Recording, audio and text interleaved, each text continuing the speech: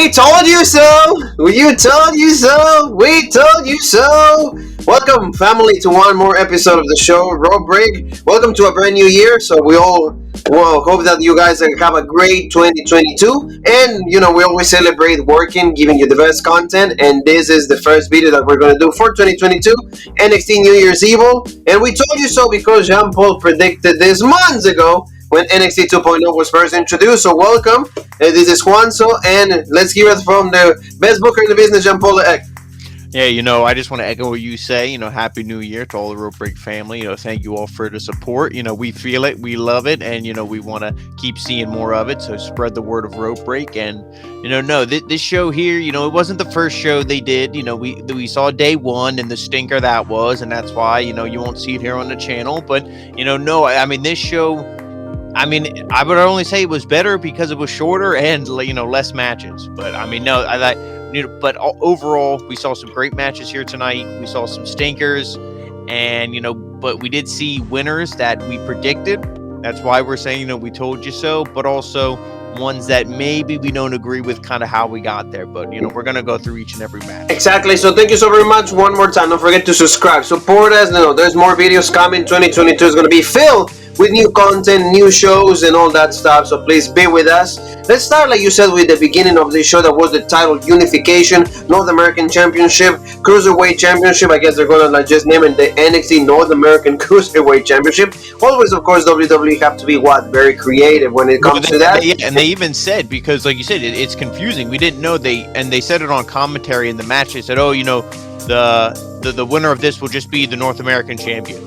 They're like, okay, and then Vic said it first, and then Wade said it, but that wasn't mentioned during the contract signing, when it should have been, and no. So like you said, Vince and them, cruiserweight, that makes guys seem small.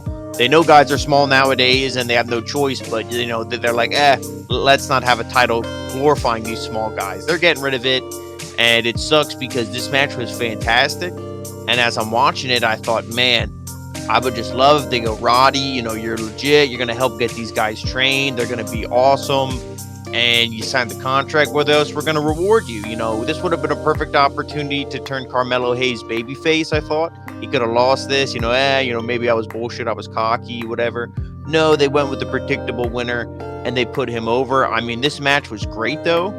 The only thing I just don't like is lots of, moves that look like they would kill people, whether they're, a big DDT or anything on the outside. And also, I don't know what you thought, but most of the good action, besides the ending sequence, happened in picture-in-picture. Yes.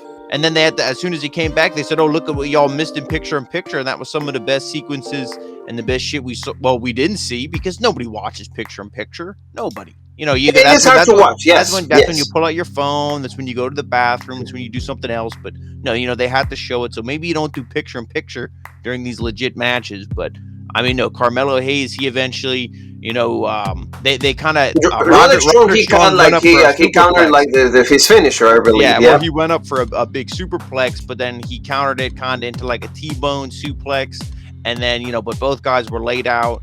And then he eventually climbed up and he hit that big, leg drop, axe kick, whatever. Very similar. I was thinking, Paul, like what Eva Valkyrie does. Yeah.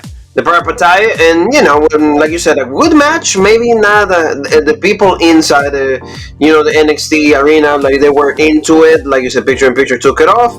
I was thinking the same as you because I don't think that Carmelo Hayes was like the right man to do the job. But what has it been the agenda lately? What has it been the new idea that the new guys need to overpower like the old guys? So there you go. He becomes the undisputed North American Cruiserweight Champion. I don't think it's everybody's surprise because we didn't want to, but we just didn't. We knew that it was going to happen. So that was what it is. And hopefully he can represent. He's been doing a really great job. Like you said, the match was good.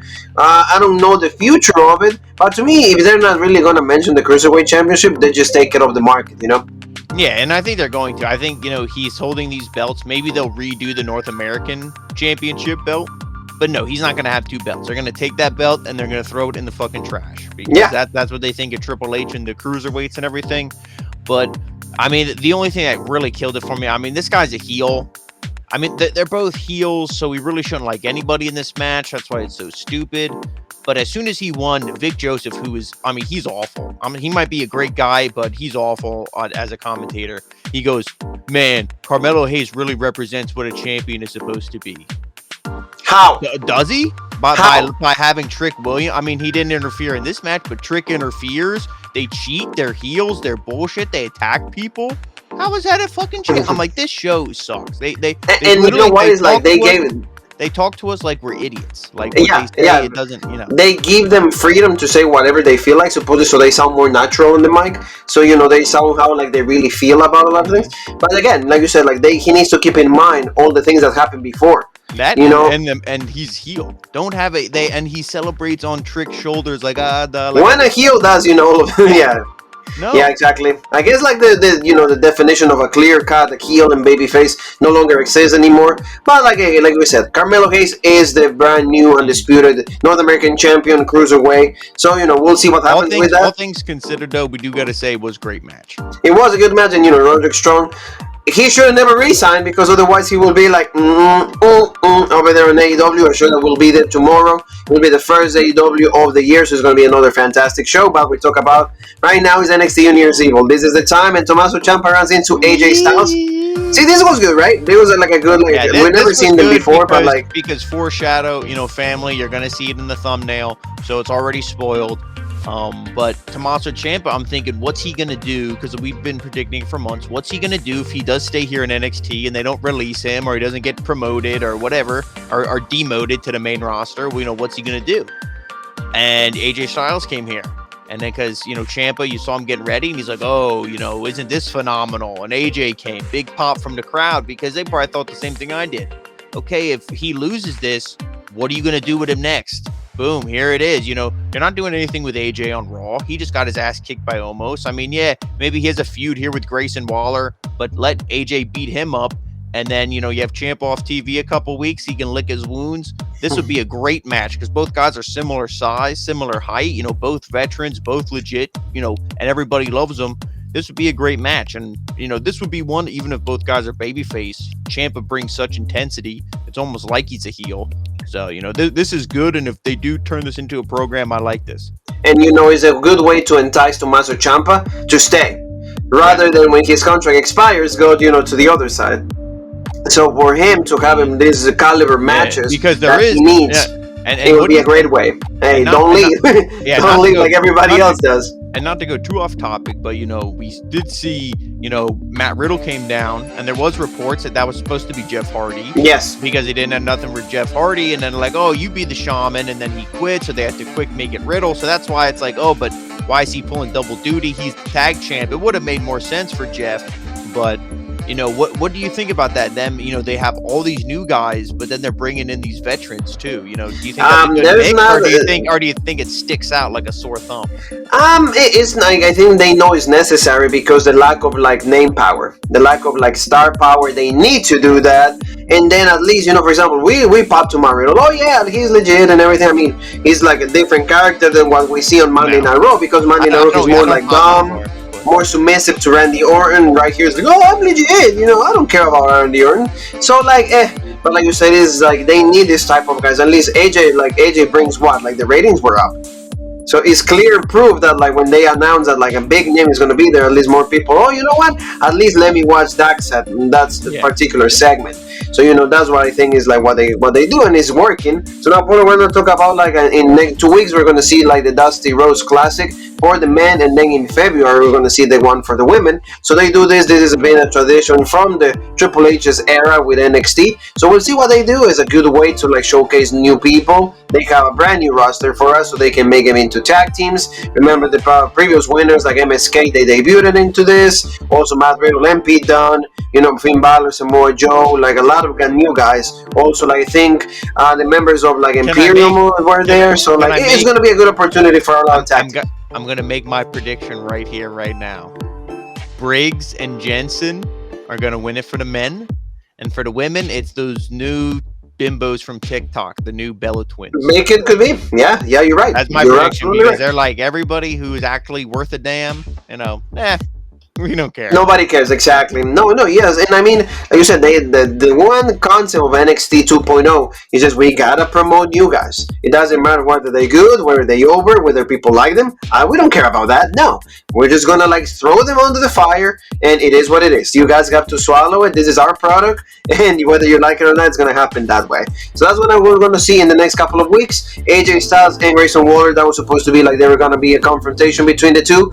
AJ Styles is like welcomes NXT 2.0. He says that like he had to skip that because he debuted in the Royal Rumble. That translated into WrestleMania, and then Monday Night Raw, SmackDown. But he knows that the energy of this building, these fans, these people, is absolutely different and unique from everything else that like he's experienced in his life. So he's kind of a good baby for his promo. You can clearly see that AJ is now more a heel, and of course Grayson Waller shows up. He talks about like how like he lost to Omos just because he's been in his head. So clearly they're trying to tone the feud, right? It's begin like the tension and everything. AJ can't hold it anymore, Paul. They go like a little bit of action here. And you know, like AJ at the end is like, you know what? Let's have a match and let's have it next week because we don't have enough time for this one this week, Paul. Next week, AJ Styles is not going to debut on NXT 2.0. He's already had a match. And also he was like joined by like Carl Anderson and also well with that, you know how WWE likes to rewrite their history. We see it literally every time they put on a show. I think that they probably will say that this is his debut, but they'll say this is AJ Styles' debut in NXT 2.0. Yes. They'll make sure they say NXT 2.0. So the marks, I mean, you know, the fans like us will be like, oh, you know, this isn't his debut. He was there with the Good Brothers, blah, blah, blah. And then they'll be like, no, 2.0, because NXT before 2.0 is different, yes. And it doesn't exist in our mind. Yes. But I mean, well, like I feel it's going to be a good match, and AJ has to win.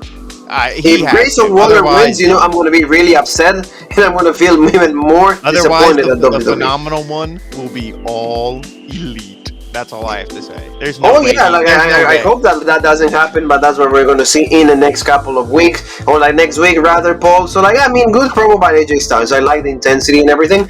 Be done. Remember what happened with D'Angelo? Like how he injured his hand. Look at like the cheek though. Like look at the left cheek. Like what the hell is going on with like Be Done? But like good promo one more time. But you know this guy is like a caliber A athlete, main eventer, and to be immersed in this kind of things, to be involved, to be put in these situations, I don't really care for it. So you know like it's like a completely misuse for Be Done. I will, like you said, I will go back to like the United Kingdom. I will go back to for the NXT UK Championship. But we're going to see this week, Paul. Your thoughts on this? Crowbar on a pole match. D'Angelo Be Done. So it's such a stupid gimmick. You can tell that's right up the Bruce Pritchard, Vince McMahon, you know, 90s or like early 90s, like stupid gimmick.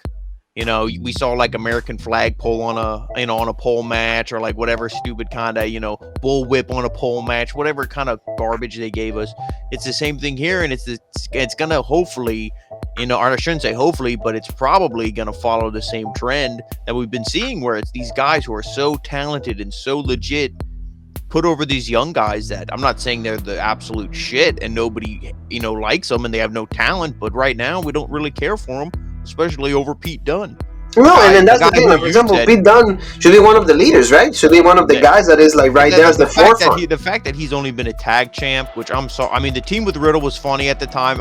They were over. I liked them. But the way, you know, it ended when, you know, it just, then here's Timothy Thatcher because he got hurt, and then Dunne, and then blah. It was, you know, it was bad, and it didn't have its full potential, but it's a crime he's never held gold, you know, in NXT, never been North American champion, never been NXT champion, probably never will. Yeah, I mean, never will. I really wish, you know, and we've been saying it too since NXT 2.0 started, I really wish he would go back to the UK, because we've seen what they've done to Kaylee Ray. We've seen how they've used him so far. And, you know, we've seen what they're doing with Walter and Imperium, and that's not too great either. So, yeah, it's not good for any one of them. You know, everything that the good work that Triple H did, you know, like the good work that has been done over like NXT UK. Everybody like in the United States, they don't even follow it. They don't try to continue it. No, they don't give a. So, you know, like this is quick. You know, this we're going to see some of the teams that we're going to see representing the girls. Casey Catanzaro, Kaden Carter. You got to see Portia, Indy Hartwell. Like we don't know what's going on with Dexter. That angle is also dropped. So these girls are going to be probably in the final. You know, do we really care about these girls? Not really, not much. We pretty much see no interest in this. Yeah, and then it's the same thing. Persia's like, oh, I'll fight all three you by myself, and then Indy's like, what the fuck? Why are you again? What's your obsession with these handicap matches? Like, it's stupid. Nobody thinks it's over. Nobody thinks you're over. What's your deal? And she's like, oh, well, if I need partners. And then obviously Indy, and then she looked, and it was what's her name, the daddy's girl. She was there. It was like also then, the new girl. Yes, and like then she was like, right there. like I don't want to be with you. She called her dad. She's like, oh, these girls are gross. And it's like, no, this whole show is gross. This whole show sucks. Those are the segments that kill the the legitimacy of the show. Like you said, like, it's serious for the moment with the unification match.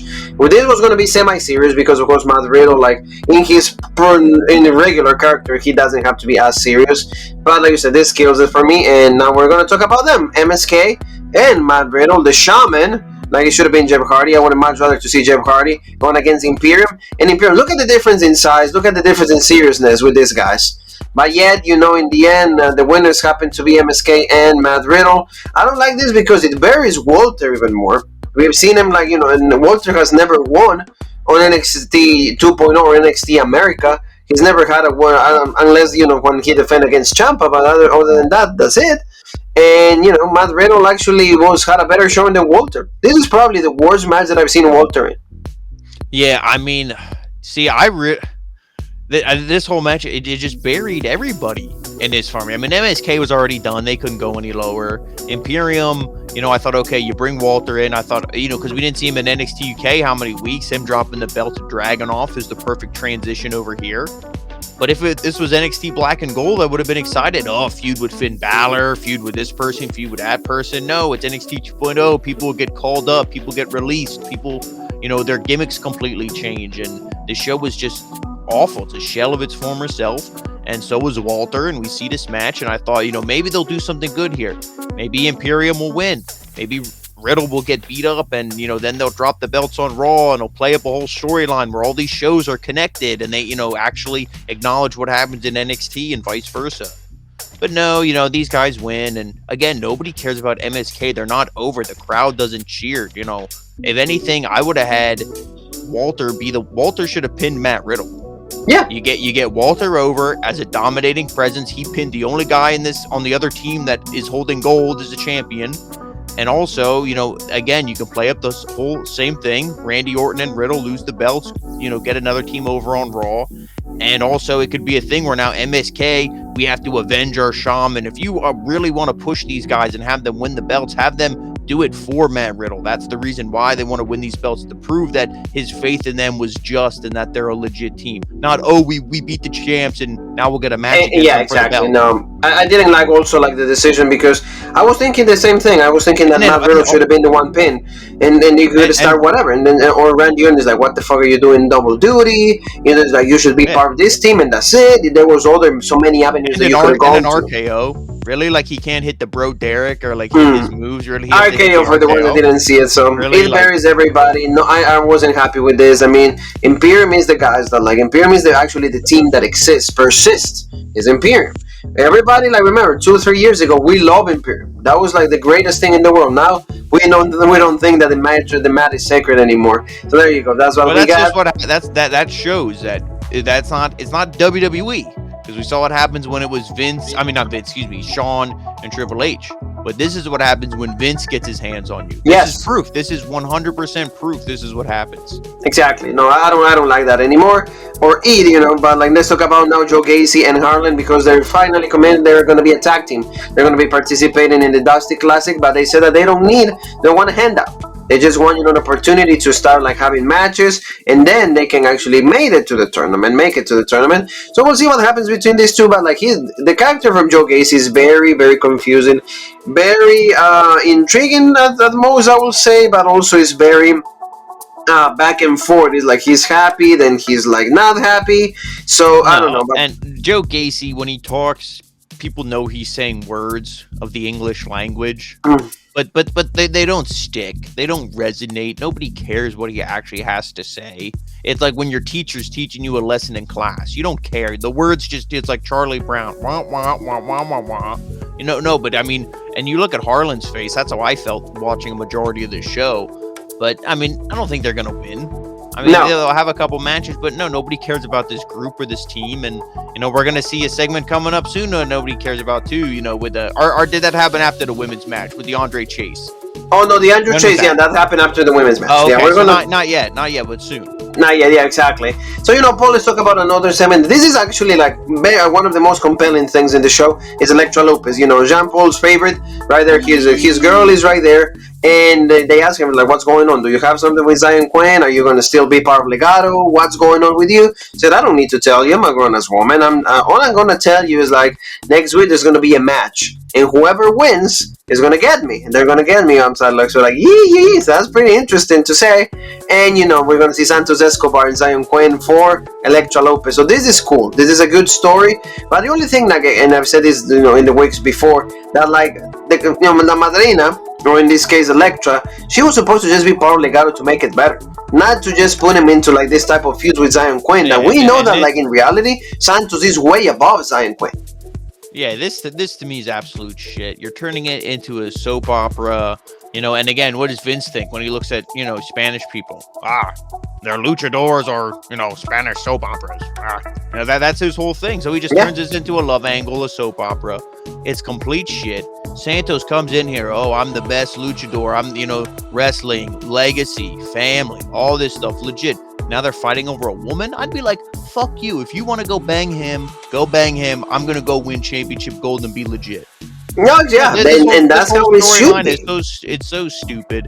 I like Santos, but the way, again, when WWE, Vince McMahon creative gets a hold of somebody, forget the demise of Santos started out with Karrion Kross, and now it's just, completely, there's a little bit more nails to that casket. That was like a rocky road, but as soon as he got beat up by Karrion, that fell off the cliff. Yeah, and and right now there's a few more nails to be put in that casket, and then put it 6 feet under. So let's move on to the women's match. This, like you said, there was no in-ring general, so it wasn't the greatest women's match that we ever seen, but there's a lot of potential in Cora Jade. People love Cora Jade, even Walter loves Cora Jade. Jean Paul remembers the meme or the picture I sent him. So Mandy Rose, of course, is just all about sex appeal, fatal attraction. It's and that is the movie because she has the group that is toxic attraction. I'm saying fatal attraction because that's how her character is based off. She shows up in a helicopter. That was cool. A good entrance for a champion, so they have to sell it like that. But the match quality was just like we thought it was going to be. A little sloppy. Raquel Gonzalez cannot be carrying two women at the same time. Cora did decent. There was a lot of interactions between the three of them. Raquel, at some point I thought she might win it, but we wanted Mandy Rose to retain because Cora is way green to be, the women's champion. So that was, they did the right decision. Right here, Mandy takes advantage of that. She gets the 1, 2, 3, and she retains that belt. So that's good because, again, Mandy, at least with the group, Toxic Attraction is dominating this division, and it's good for the group, for the viewership, for everybody, because she has everything but the wrestling ability. Maybe the promo she needs a little bit more, but at least to entice us, I think she does a great job. Yeah, this match, at least we got the right winner here. The match, to pretty much agree with what you said on, it wasn't the greatest thing. And that's why I think, they didn't have a very long match. And unfortunately, because of to hide their greenness, they needed to, make it a triple threat and a no DQ so they could use the toys and fight on the outside a lot and, all this stuff. And I don't want to say, this match was bad, but no, you need a more experience in here. This is where a match where somebody like a Frankie Monet, oh wait, she's released, or a Mercedes Martinez, oh wait, she's released, or somebody who's a legit veteran. Kaylee Ray, but see, you presented her as a baseball bat wielding psycho, so nobody believes her as a credible. A shot of herself. So at least Mandy Rose won. And I actually kind of got into the match a little bit when Cora Jade took the injury, and it was then it was 1-on-1, and it was okay. But then Mandy Rose runs away, and I'm like, this sucks. So no, I'm just glad Mandy Rose won, but that's really all I have to say. No, yeah, like I said, she retains, and that was the only thing, an important thing that needed to happen. And also, one last thing too is, why did you have to job out? Kaylee Ray and Io Shirai. And Io Shirai last week to get to this. When those could have been credible opponents to have, boom. Who's her next opponent? Well, we already know it's Io Shirai because she called her out. Oh, okay, legit. But no. Or easily you could have had Paul, you wanted the next opponent. It should have been Io going against Kaylee Ray. That's it. You know what I mean? Like, and then you keep your match as it is, and then you have the other two girls fighting, and then you see who's the next contender. And no, but of course they didn't do that. They did the most stupid outcome. Then to a match. But even more stupid here. The Shaman is leaving. Oh yeah, we job Imperium. We're good. I'm gonna go and do the same thing with teams like Dolph Ziggler, Robert Roode. I'm gonna do the same thing for the Street Profits. So we get to see the Creed brothers are gonna be feuding with MSK. We're gonna have to wait for the tournament. Do I want to see it now? I mean, if I want to see the Creed brothers beating like MSK for sure, because MSK is just being like you said a failure for an experiment, and they became champions way too soon. So I don't really care for this. Just these are the top of the show that is unnecessary. Paul Andrew Gay Andrew Chase, he comes out, and then Von Wagner comes out and starts beating him up. He did say a good line though. Nobody, I have what you guys don't have, something like that, right? I think he said. But I like that. The promo was okay. He beat his ass, and then he was escorted out of the building. But this is to me, these all 5-10 minutes completely don't need it. Make the show end at 10. Let us start the recording process really early. I will be fine with that. Yeah, this to me, I mean, that's why it felt like just an episode of NXT with big matches, but it felt like an episode of NXT. It didn't feel like a pay-per-view, even though it's free, but you're calling it New Year's Evil. You should make it feel like a pay-per-view. There should be no backstage segments or in-ring interviews or not. The only one you should have done was AJ Styles and Grayson Waller. Yes. That should have been the only one, because AJ is a name. He's popular. He gets viewers, like we said. NXT was up in viewership when he was on. So AJ would have been the only one.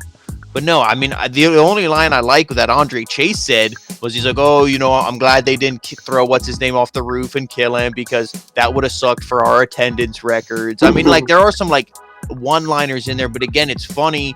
But then when I remember that I'm actually supposed to be watching a wrestling show, I'm like, oh, well, that sucks, because, this should be on a... I shouldn't be hearing these things in a wrestling show. I mean, and the line that Von Wagner said is, he's like, you people don't like me, but that's fine, because... you people aren't important. So he's pretty much just saying the only people who like him are important, and those are the ones in the back. Vince McMahon. So yes, exactly. So he's like, I have what you guys and then you saw when they escorted him out, you saw Roderick Strong laying there on the gurney. He was like, oh, I'm done. And then Ivy Niles was staring at him. He's like, what are you gonna do, girl? I'm like, is that the next feud? And you're going to is this going to be Dominatrix here? Dominatrix. I'm like, why is he, I mean, him and Roderick Strong might be a good feud, but I'm like, what is he's just going to be the undisputed? And also, Paul, Diamond Mine without the title, do they really mean something?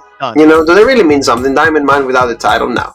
They were already, for me, forgettable, but, without the title, it's even worse. So let's talk about the main event. You called this months ago, ever since the show, once again, it was introduced. You said, everybody knew that, they had all the money in this guy, Bron Breakker. In the first match at Halloween Havoc, they wanted to do something that, hey, create a longer storyline. They wanted to just drag it out all the way to the beginning of 2022. And that's what they did. Tomasso Ciampa defending the NXT Championship, going for the second time with him.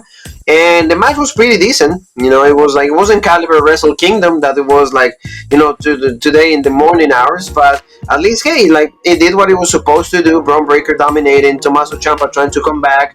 Bron Breakker is way more stronger, but Ciampa has what? The ability and the experience to know how to go around this type of situations. We get to see Paul right here, he put him through the table. Of course, when Barrett and Big Joseph lose the connection for the microphones and all of that. This was a good point because I thought that Ciampa might have a chance when he did a power slam and then he used the rope. So I'm like, maybe Ciampa will retain. Now I actually remember he moved the knee pad and all of that, and then he hit him 3 times with the beat triggers, then the Widow's ending or the Widow's belt, and the fairy tale ending. I'm sorry, and nope, he kicks out. And Paul, how do you feel when you see this picture? Steiner recliner and Tomasso Ciampa taps out. Yeah, I was surprised that they really had him tap out. I liked this match. I was into it. The intensity was there. This is one too when they do the video packages and the promos. You get into it. You like it. It hypes you up. It's no Adam Cole. And that's another thing to mention. Adam Cole. They said Ciampa. Only 2 people have held the belt longer than him. Finn Balor is one of them. It's like, well, who's the other one? Exactly. Adam Cole. Baby. The match was great, and I love the spot at the end. He goes to do the same thing that they did at Halloween Havoc. Yeah, the mistake. he goes to hit him on the floor. He moves the pads out of the way and everything, but no, he counters, puts him through the table. And, I like how they didn't really do the finishers more than once. You know what I mean? He hit the Widow's Bell early on, but he kicked out. Then he set him up for the fairy tale ending. And as soon as he kicked out of that, I knew it was over. I thought, too, at the same thing, I thought maybe they'll stretch this out to, like I said, WrestleMania. It's 2 nights. Stop filling 2 nights with shitty matches. Fill nights with matches that actually, deserve to be a WrestleMania. And I would say this would be one to get eyes on NXT, eyes on Bron Breakker, and Ciampa, give him a WrestleMania moment. This should have been on WrestleMania. You could have dragged this out for a few more months, but they don't have good writers. They don't know how to do it. They put it on Breakker now. Let's see how he carries the ball. I just don't like Ciampa tapping out. I knew this was the outcome. I'm not upset with that, but really, everything Ciampa did for you, he puts this guy over. And, that's really good. I mean, Ciampa could have went old school. He could have said, screw this, everything I did for you guys. He could have just left.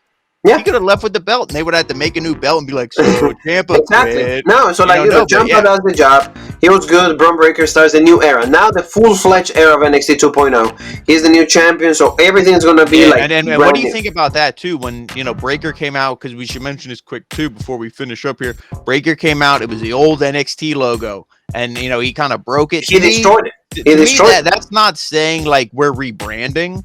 To me, that's literally a finger to Triple H. And I mean, maybe Triple H don't see it like that, but to me, that's like saying, oh, that thing you made? Like, let's say you made somebody something. Like, you drew them a picture. They literally took it and whoosh, and just ripped it in half. I wouldn't consider a direct shot, but it's like, hey, you know what, dude? This is the brand new era, whether you like it or not. What I mean? It's like, and that's what I think is a little bullshit. That it is, like, really, because it's burying and in every single show you've been burying guys that, like, in the era of Triple H, they were the main guys, and now you did it with Tomasso Ciampa, making him what? Top out.